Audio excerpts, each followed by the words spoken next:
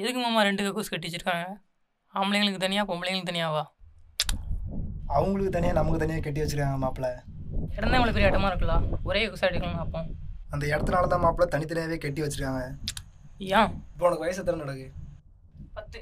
அடுத்த 10 வருஷம் கழிச்சு இதே கேள்வி நீ கேட்ப. அது வேற ஒன்றுக்கா இருக்கும். அப்போ உனக்கு இது புரிஞ்சிருக்கும். கழிவுல இருந்து மச்சான் கலப்படமாக இருப்போது குடிக்கிற தண்ணியில் கலக்கிறத விட. அதுவும் சரிதான். போகிற கழிவில் எந்த நேரம்ல எந்த ரத்தோடு எவன் கண்டானோ இப்படி தனித்தனியாக கட்டி வச்சிருக்காங்க. பார்த்து வாழ கீழே கீழே விழுந்துடாத. அப்போ 10 வருஷம் கழிச்சு 2 கக்கூஸும் ஒன்றாயிருமா மாமா? அது அங்கேயே தான் இருக்கும்.